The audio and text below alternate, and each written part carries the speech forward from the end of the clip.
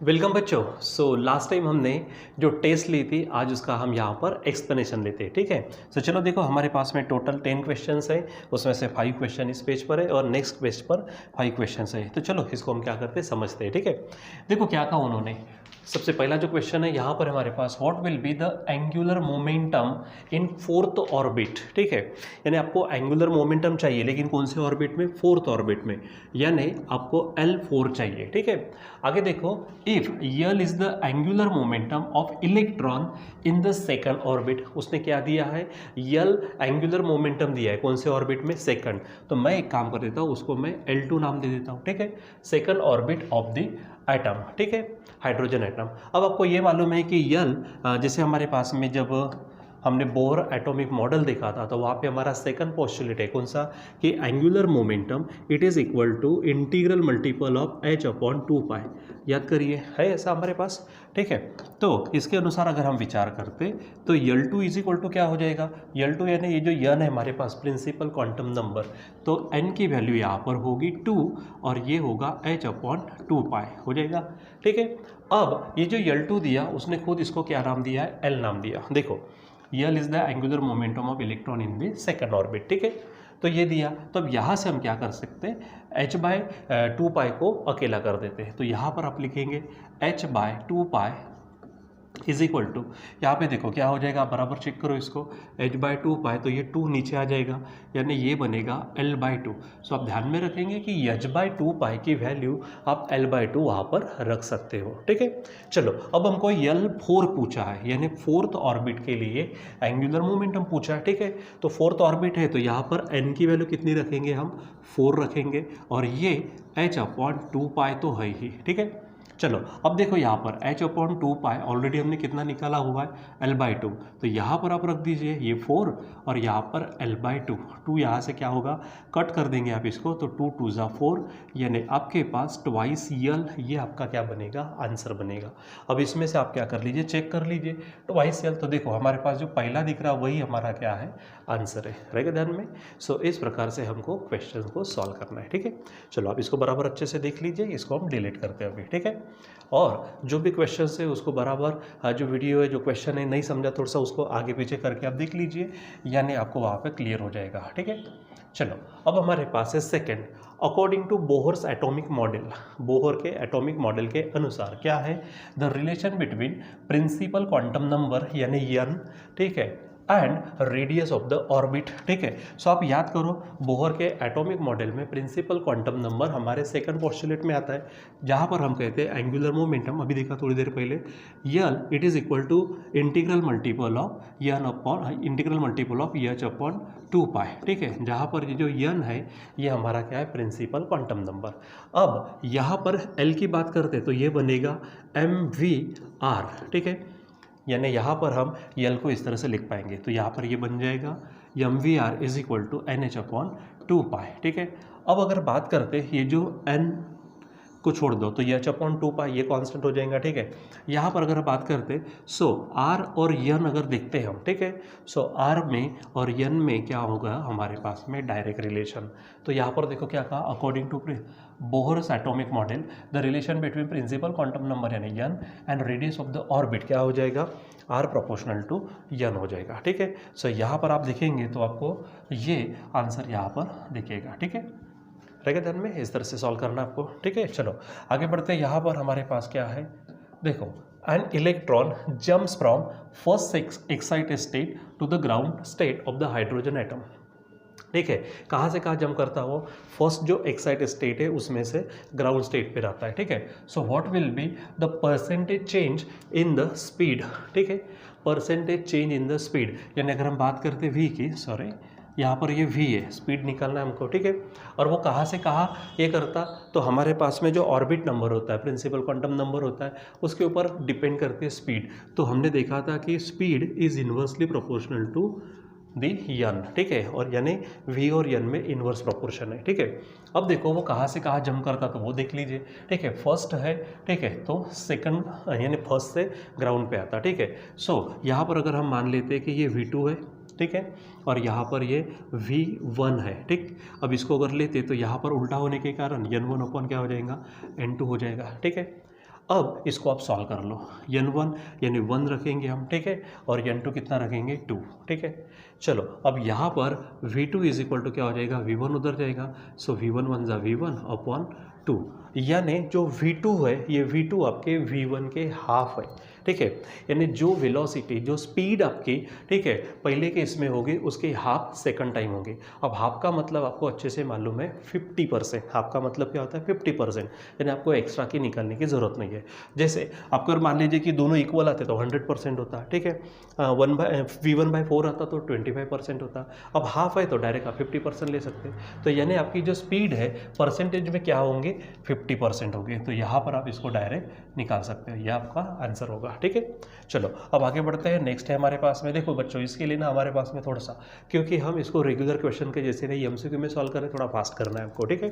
चलो देखो क्या कहा, फर्स्ट बोहर रेडियस, ठीक है, first Bohr radius of the atom with z is equal to 82 है, ठीक है, इज r, ठीक है, यानी पहली बोहर रेडियस कितनी दी है आपको, r दी है। आगे रेडियस ऑफ थर्ड ऑर्बिट निकालना है आपको, रेडियस कितनी निकालना है थर्ड ऑर्बिट की, यानी अगर एक तरह से देखो तो आर्यन आपको निकालना है, ये फर्स्ट की हो गई, ठीक है। तो आर्यन थर्ड बोला ना, तो एक काम करते हैं अपन यहाँ पे सीधा सीधा यहाँ पे 3 लिख देते हैं, ठीक है। तो यहाँ पर अगर आप देखेंगे तो थर्ड निकालना है और ये r1 आपको दी है, ठीक है। अब अगर हम बात करते हैं r की, तो r यानी radius is directly proportional to square of n, ये हमने देखा हुआ है, ठीक है। अब यहाँ से चेक कर लो, ये r3 है अपॉन हमारे पास में r1 है, तो इधर में क्या हो जाएगा, ठीक है, ये r1 है हमारे पास में इज इक्वल टू इधर में क्या होगा, ठीक है, n1 अपॉन, ठीक है, n, ठीक है, यहाँ पे हमारे पास में n3 होगा, ठीक है। देखो यहाँ पर n3 अपॉन क्या होगा n1, ठीक है, उसका स्क्वायर हो जाएगा। अब यहाँ पर बात करते हैं, देखो क्या कहा, फर्स्ट बोहर ऑर्बिट की रेडियस कितना कहा उसने r, radius of third orbit हमको निकालना है, तो सिंपली आप इसको सॉल्व कर लीजिए। अब n3 है तो खुद क्या करेंगे हम, वहाँ पर n की वैल्यू 3 रखेंगे, यानी यहाँ पर r3 है अपॉन r1 है, यहाँ पर होगा 3 और यहाँ पर होगा 1, इसको सॉल्व करें, ठीक है, क्योंकि ये फर्स्ट के लिए n1 यानी n सिंपली 1 रखेंगे और n3 यानी 3 रखेंगे वहाँ पर, तो यहाँ पर बन जाएगा 9 अपॉन 1 और finally r3 is equal to क्या हो जाएगा, ये 9 और ये r1। लेकिन r1 जो कि हमारे फर्स्ट के लिए उसने खुद कहा है r है, तो आप r1 को रिप्लेस कर दो तो ये 9r हो जाएगा, ठीक है। यानी आपका यहाँ पर जो आंसर होगा, आपका आंसर ये हो जाएगा, ठीक है। इसको आप बराबर अच्छे से क्या करिए, समझने की कोशिश करिए, ठीक है। चलो अब आगे हमारे पास में ये potential energy of the orbital electron in the ground state of hydrogen atom is -e, ठीक है। आपको क्या दिया है उन्होंने, पोटेंशियल एनर्जी जो है वो नेगेटिव e दी है, ठीक है। एंड क्या पूछा, काइनेटिक एनर्जी पूछी है, ऑर्बिटल काइनेटिक एनर्जी। सिंपल बच्चों एकदम डायरेक्ट ध्यान में रखो, काइनेटिक एनर्जी का ये फार्मूला कौन सा, तो माइनस ऑफ, ठीक है, पोटेंशियल एनर्जी अपॉन 2, क्या ध्यान में रखेंगे, माइनस। देखो यहाँ पर हमने क्योंकि फार्मूले देखे, आप फार्मूले को बराबर टैली करो, ठीक है। फार्मूले में काइनेटिक एनर्जी में नीचे में 8 आता और यहाँ पर हमारे पास पोटेंशियल एनर्जी में नीचे में 4 आता, तो उसका सिंपल मतलब है कि हमारे पास काइनेटिक एनर्जी, अच्छा काइनेटिक एनर्जी पॉजिटिव लेते, पोटेंशियल एनर्जी नेगेटिव में लेते, ठीक है। सो उसको निकालने के लिए kinetic energy is negative potential energy by 2, ठीक है। तो अब उन्होंने क्या कहा, वो देखो ये माइनस तो है, पोटेंशियल एनर्जी कहा उसने क्या है, माइनस है, ठीक है, अपॉन 2, तो माइनस माइनस प्लस हो जाएगा, तो काइनेटिक एनर्जी क्या होंगी आपकी E/2। तो यहाँ से आपका जो आंसर होगा बच्चों, ये आंसर ये हो जाएगा, ठीक है। तो आप बराबर इसको सॉल्व करिए। तो डायरेक्ट आप क्या कर सकते हो, यहाँ पर ये फार्मूला आप ध्यान में रख सकते हो, ठीक है, ध्यान में रखना। चलो तो ये हो गए हमारे पास में जो क्वेश्चन है ये। अब आगे देखते हैं क्वेश्चन नंबर 6, 7, 8, 9, 10, ठीक है। तो देखो फिर से क्या कहा उसने, the wavelength of first line of Lyman series for hydrogen atom is equal to, ठीक है। अब उन्होंने क्या कहा, लाइमन सीरीज के लिए फर्स्ट लाइन दी है।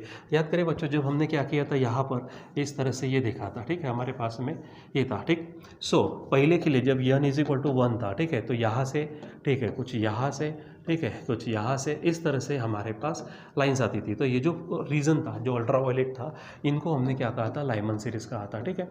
तो फर्स्ट का मतलब क्या है, ये जो है यहाँ पर, ठीक है, तो ये आएगी कहाँ से, तो n इज इक्वल टू 2 से। तो यहाँ पर ये जो बन जाएगा, ये हमारे लिए P1 होगा और n हमारे लिए 2 हो जाएगा फर्स्ट लाइमन सीरीज़ के लिए, ठीक है। ऑलरेडी हम डायग्राम देख चुके, पढ़ चुके उसको, ठीक है।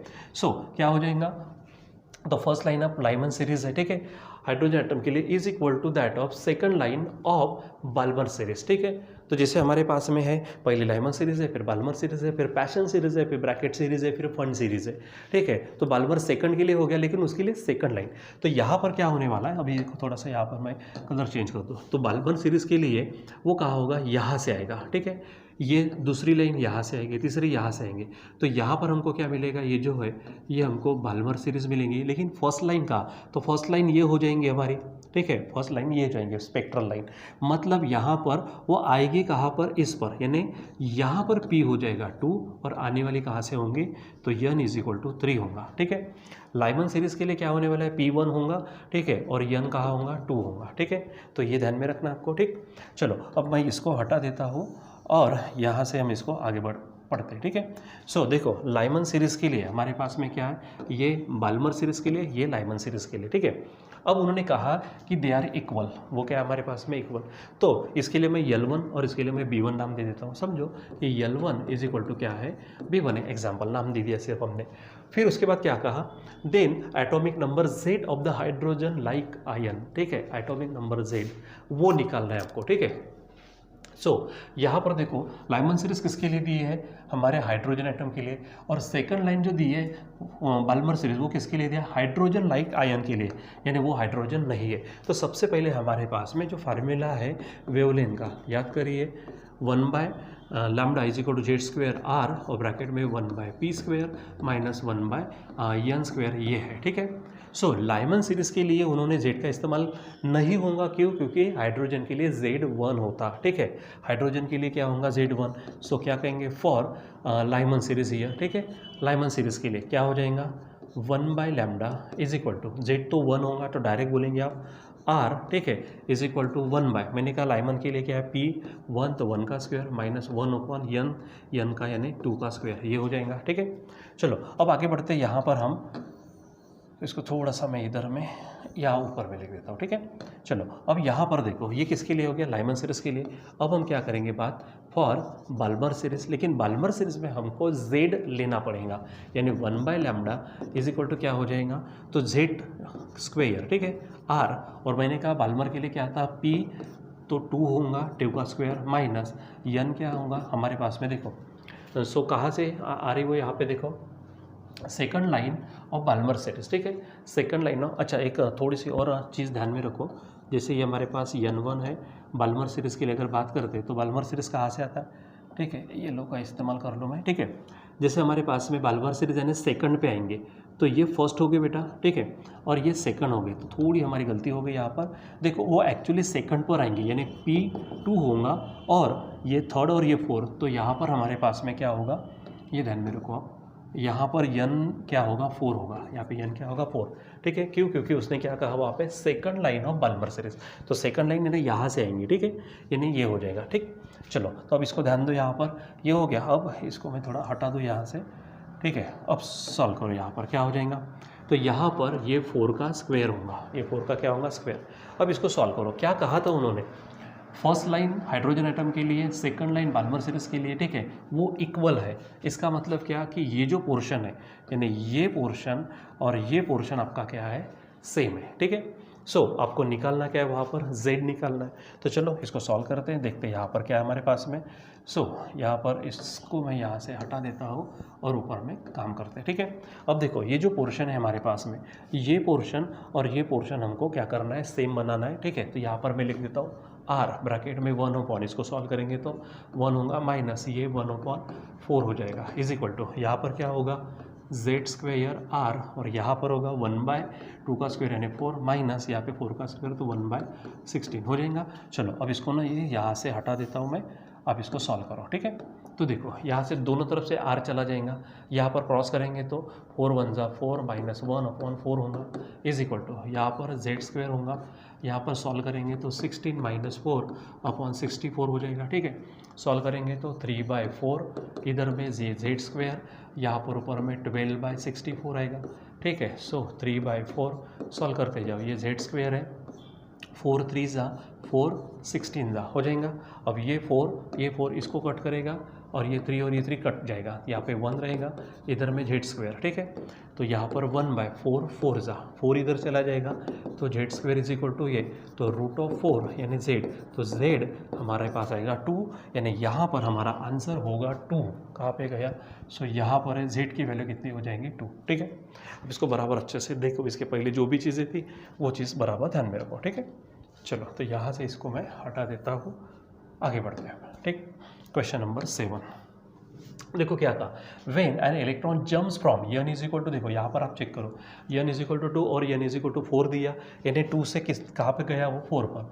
Then wavelength of the radiation absorb will be, ठीक है। तो वो वेवलेंथ आपको निकालनी है और आपको r दिया है, r रेडबर्ग कांस्टेंट है। तो वेवलेंथ के लिए हमारे पास फार्मूला तो है 1/λ इज इक्वल टू क्या है, जेड स्क्वेयर r है, ठीक है। अब यहाँ पर थोड़ा सा ध्यान में रखो, यहाँ पर उन्होंने दिया नहीं है, तो यहाँ पर हम जो जेड है, ठीक है, आप इसको 1 ले लेना, ठीक है, क्योंकि कोई दूसरा आइटम है, आयन ऐसा होता है नहीं, तो समझो किसके लिए वो, कि हाइड्रोजन के लिए, ठीक है। सो यहाँ से हम इसको चलो फार्मूला ले लेते हैं, 1/, क्या हो जाएगा, ये p² - 1/4² हो जाएगा। अब इसको सॉरी 4 स्क्वायर नहीं, पहले तो n² हो जाएगा, ठीक है।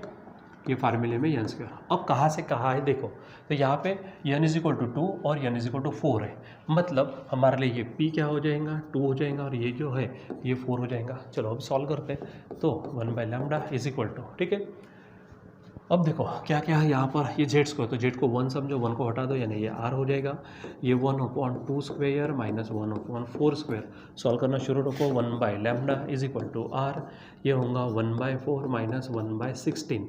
इसको सॉल्व करेंगे तो 1/λ इज इक्वल टू r, यहाँ पे देखो ये 16 - 4/64। तो आगे बढ़ते हैं, तो ये r ये हो जाएगा 12/64। अभी थोड़ी देर पहले हमने किया था इसको, ठीक है। तो यहाँ पर r आएगा और 4 3 और 4 16 हो जाएगा। अब इसको ना आप उल्टा कर दो, यानी लैम्डा इज इक्वल टू क्या होगा, ठीक है। सो 16 ऊपर जाएगा, गया, ठीक है, 3 और r नीचे आएगा, यानी थ्राइस r, ये बोल सकते हैं। तो 16/3r ये हमारा आंसर होगा यहाँ पर, ठीक है। सो यहाँ पे ये आंसर आप ध्यान में रखो, ठीक है। चलो अब आगे बढ़ते हैं, देखो क्या है, 8 नंबर का क्वेश्चन हमारे पास में, if λ1 λ2 are the wavelengths of first member of Lyman series and Paschen series. देखो पैशन सीरीज की और लाइमन सीरीज की फर्स्ट है, तो यहाँ पर देखो ये हमारे पास में इस तरह से है, ठीक है। तो लाइमन सीरीज के लिए बच्चों आपको मालूम है, ठीक है, लाइमन सीरीज क्या होती है, वो फर्स्ट से आती है, ठीक है, यहाँ से आएंगे, यहाँ से आएंगे, ठीक है, इस तरह से, ठीक। और ये हो गए हमारे पास लाइमन सीरीज, ठीक है। दूसरी बाल्मर सीरीज के लिए होता है, तीसरा किसके लिए होता है, पैशन सीरीज के लिए, ठीक है। सो फर्स्ट लाइन कहा, तो हम इस लाइन को लेने की ज़रूरत नहीं है, ये फर्स्ट लाइन। तो लाइमन सीरीज के लिए फर्स्ट लाइन के लिए क्या होगा, P होगा कहाँ पे आ रही 1 पर, और n होगा कहाँ से आ रही 2 पर, ठीक है। अब पैशन सीरीज के लिए जब आएंगे तो वो यहाँ से आएंगे, ठीक है, यानी इसके लिए P हो जाएगा देखो 1 2 3, ठीक है, और n हो जाएगा 4, ये ध्यान में रखो, ठीक है। चलो अब इसकी ज़रूरत नहीं, हमको इसको हटा देते हैं, फर्स्ट लाइन के लिए ध्यान में रखना, ठीक है। ये किसके लिए, हमारे ये देखो ये हमारे लाइमन सीरीज़ के लिए और ये हमारे पैशन सीरीज़ के लिए। देखो क्या कहा, इसके लिए हमारे पास वेवलेंथ है, इसको वेवलेंथ दी है λ1, सॉरी यहाँ पर λ1 ले लेते हैं, और यहाँ इसके लिए दिया है λ2। चलो are wavelengths of first numbers of Lyman series and Paschen series respectively, then λ1 is to λ2, आपको ये रेशो आपको निकालना है, ठीक है। सो सबसे पहले हमारे पास में जो है, तो 1/λ इज इक्वल टू क्या है, z² r है, तो यहाँ पे z लेने की ज़रूरत नहीं है, डायरेक्ट r ले लो, ठीक है, z1 समझो, ठीक है। सो r यहाँ पे क्या हो जाएगा 1/, ठीक है, तो सिंपली हमारे पास में p² - 1/n² है, ठीक है। अब किसके लिए काम करते हैं, इसके लिए, तो यहाँ पर सिंपली हम काम करेंगे 1 ले लेते हैं, 1/λ1 इज इक्वल टू, यहाँ पर क्या होगा लाइमन के लिए, सो 1/p कितना है 1² - 1/2² हो जाएगा, और इसको अपॉन में डालते हैं, ठीक है। तो 1 यहाँ पर क्या हो जाएगा हमारे पास, यहाँ पर होगा 1/λ2, ठीक है। सो इसको मत लीजिए, चलो अपॉन में इसके लिए फार्मूला क्या होगा r, ठीक है। तो 1/p² है, तो 1/3² - 1/n² यानी 1/4² हो जाएगा। चलो इसको यहाँ से हटाते, ठीक है, और सॉल्व करते हैं। तो देखो यहाँ पे उल्टा हो जाएगा, तो लैम्डा 2 ऊपर जाएगा, लैम्डा 1 नीचे रहेगा, आर तो कट जाएगा, ऊपर में क्या होगा 1/1 यानी सिंपली 1 लिखो, ठीक है, माइनस 1/4 होगा, नीचे में देखो 1/3 यानी 1/9, ठीक है, और ये बन जाएगा 1/16, ठीक है, ये ध्यान में रखो। अब इसको सॉल्व करते जाओ, ठीक, तो यहाँ पे 4 - 1 तो ये 3/4 होंगे, यहाँ पे सॉल्व करेंगे तो क्या होगा 16 - 9 और 16 9 ज़ा 144, ठीक है, सॉल्व करते जाओ तो ऊपर में 3/4 है, यहाँ पर होंगे 7 आ जाएंगे 144, इसको उल्टा करो तो 3/4 इंटू 144/7 होगा। चलो काम करो, तो ये 3 है हमारे पास, ठीक है, इंटू 4 यहाँ से डिवाइड करो तो 4 3 ज़ा 12 बचे 2, 4 6 ज़ा अपॉन 7 है, ठीक है, तो 16 ये बनेगा 8 कैरी 1 यानी ये 10/7। अब ये बना बेटा हमारा लैम्डा 2 अपॉन लैम्डा 1, और उसने पूछा लैम्डा 1 अपॉन लैम्डा 2, तो लैम्डा 1 अपॉन लैम्डा 2 डायरेक्ट बोल सकते हैं आप, इसको क्या कर लो, ठीक है, ले लो यहाँ पे अपॉन लैम्डा 2, तो ये उल्टा होगा, तो 7/108 रेशो में लेंगे तो 7:108। अब आंसर आप चेक कर लो कहाँ पर है, तो ठीक है, सो ये देखो यहाँ पर हमको आंसर मिलेगा इस तरह से, ठीक है, बराबर अच्छे से चेक कर लो। सो यहाँ पर हमको सबसे पहले जो पैशन सीरीज़ है, ब्रैकेट सीरीज़ है, लाइमन सीरीज़ है, ठीक है, जो भी सीरीज़ है वो कहाँ से कहाँ आता है, सेकंड लाइन है कि फर्स्ट लाइन है, ये सब हमको ध्यान में रखना पड़ेगा। जब तक ये ध्यान में रखेंगे काम नहीं बनेगा। चलो, तो क्वेश्चन नंबर 9 है हमारे पास में, क्या कहता हो, what is the wavelength for light for the least energetic photon emitted in the Lyman series. ध्यान में रखना लाइमन सीरीज का, लाइमन सीरीज अगर है तो वहाँ पर क्या होता है, ऑफ हाइड्रोजन आइटम स्पेक्ट्रम, ठीक है, तो वहाँ ध्यान में कौन सी बात रखने की है, तो वहाँ पे वो 1 पे आएगा, ठीक है, ध्यान में रखो। चलो आगे बढ़ते हैं, तो क्या कहा, वेवलेंथ निकालनी है, यानी आपको लैम्डा निकालना है, ठीक है, तो वेवलेंथ तो निकालनी, चलो काम करते हैं। तो हमारे पास में अब बात करते एनर्जेटिक लीस्ट एनर्जेटिक फोटोन के लिए। तो हमारे पास एनर्जी की अगर बात करते तो E इक्वल टू क्या हमारे पास एच न्यू है, याद करिए E equal to h nu है, ठीक है। आगे बढ़ते तो हमारे पास में E equal to h nu तो है, तो ये c/λ ये भी हो जाएगा, ठीक है। अब आपको मालूम है ये जो हमारे पास में एनर्जी होती है, ये एनर्जी की अगर बात करते हैं हम, सो सिंपली ई की जगह पे हम क्या करेंगे, यहाँ पे डिफरेंस लेते हैं, ई की जगह पे क्या कर लेते हैं हम, यहाँ पे डिफरेंस रहता है हमारा, तो कहाँ से कहाँ पे आता, ठीक है। सो जैसे याद करो ना, हमारे पास में En - E2 था, ठीक है, ठीक, यहाँ पर En - EP ये भी था हमारे पास, या फिर सिंपली एनर्जी की बात। अब यहाँ पे Sc की वैल्यू देखो, यहाँ पर Sc की वैल्यू उन्होंने दी हुई है, ठीक है। अब यहाँ पर हम सिंपली एनर्जी का थोड़ी देर में लेते हैं, ठीक। चलो, तो क्या है यहाँ पर, ये एनर्जी हो गई हमारे पास में एच न्यू यानी Sc/λ। अब लैम्डा चाहिए तो लैम्डा इज इक्वल टू क्या हो जाएगा, Hc/E, E यानी एनर्जी, ठीक है। अब लीस्ट एनर्जेटिक फोटोन यानी सबसे कम एनर्जी वाले फोटोन की बात करते हैं, तो सबसे कम कहाँ पे होगा, ठीक है, और वो भी लाइमन सीरीज़ का यानी 1 पे आएगा, ठीक है। लाइमन सीरीज़ के लिए कहाँ पे आता, वो 1 पे आता, मतलब सेकंड से n इज इक्वल टू 2, ठीक है, और ये 1 पे आएगा, मतलब सिंपली हमारे पास में क्या हो जाएगा, n इज इक्वल टू 1, यानी यहाँ पर, ठीक है, यहाँ सबसे कम एनर्जी की बात होंगे। सो एनर्जी की बात करते हैं तो आपको मालूम है यहाँ पर सबसे यानी ये जो हमारे पास में जब n इज इक्वल टू 1 था, तो वहाँ पे E1 कितनी थी, याद करिए 13.6 इलेक्ट्रॉन वोल्ट थी। कितनी एनर्जी थी, 13.6 इलेक्ट्रॉन वोल्ट, यानी इसको आप नाम दे सकते हैं E1 E2 वगैरह, ठीक है। और यहाँ पर अगर हम बात करते हैं तो यहाँ पर वो मिलती है आपको, ठीक है, यहाँ पे मिलती है वो -3 पॉइंट, क्योंकि हम इसको जब देखो एनर्जी को यानी स्क्वायर में डिवाइड करते हैं, ये सेकंड ले रहे हम, ठीक है, यानी आपको मालूम होगा n, ठीक है, E प्रोपोर्शनल टू क्या था, ये इस तरह से था, तो n अगर 2 लेके तो 2 का स्क्वायर 4, तो आप इसको सिंपली 4 से डिवाइड कर दो, तो 4 3 ज़ा 12 बचा 1, 4 4 ज़ा 16, इतने इलेक्ट्रॉन वोल्ट यहाँ पे होंगे, ठीक है। तो जब वो यहाँ से इधर में आएगा, ठीक है, तो ये लिस्ट एनर्जी होंगे, यानी आप सिंपली E के जगह पे क्या करेंगे, मान लीजिए कि आप इन दोनों का डिफरेंस लेते हैं, ठीक है, तो इन दोनों का डिफरेंस ले लो तो क्या हो जाएगा, -3.14 माइनस 13 पॉइंट कितना है, 6 है, ठीक है, यानी ये प्लस हो जाएगा, ठीक है, तो -3.4 प्लस 13.6, तो ये डिफरेंस आएगा, तो 6 में से 4 गया 2, 13 में से गए तो 10, यानी ये हो जाएगा आपके पास में E की वैल्यू होंगे 10.2, ठीक है। तो Sc की वैल्यू उसने खुद दी है, कितनी है 1240, ठीक है, 1240 इलेक्ट्रॉन वोल्ट, और इसकी वैल्यू है 10.2 इलेक्ट्रॉन वोल्ट को छोड़ दो। अब आप इसको आप सिंपली देख लो कितना हो जाएगा, ठीक है। सो यहाँ पे जो भी है सॉल्व करना है तो ये सिंपली देखो, यहाँ पर एक रेशो जो बनेगा, ऊपर में समझो 2 मिनट के लिए कि 12 है, नीचे में क्या है 10 है, तो वन समथिंग से शुरुआत होंगी, ठीक है। सो यहाँ पे 1 समथिंग से शुरुआत अगर है तो बहुत ही नज़दीकी वैल्यू, आप इसको सॉल्व करेंगे तो आपको ये वैल्यू वहाँ पर मिलती है, ठीक है। आप इसका कैलकुलेशन करके देख सकते हो, ठीक है। तो आप वहाँ पे उसका कैलकुलेशन करके देख लेना, ये आंसर आ जाएगा, ठीक है। सो आपको यहाँ पे बराबर ध्यान में रखना है एनर्जी क्या लेती है, हम किस तरह से लिए है उन्होंने, ठीक है। आप उसको बराबर ध्यान में रखना। चलो अब हमारे पास है क्वेश्चन नंबर 10, इसको देखते हैं। The total energy of electron in 4th orbit of hydrogen atom. 4th orbit में इलेक्ट्रॉन की एनर्जी आपको निकालनी है। तो आपको मालूम है ग्राउंड लेवल पे सबसे पहले जो एनर्जी होती है वो है -13.4 इलेक्ट्रॉन वोल्ट, अभी मैंने थोड़ी देर पहले कहा। और ये जो एनर्जी है it is inversely proportional to n square. अब n क्या हमारे पास ऑर्बिट नंबर है, तो यहाँ पे कितना दिया उसने 4 दिया, तो आप सिंपली क्या करेंगे 4 का स्क्वायर से इसको डिवाइड कर दो, ठीक है।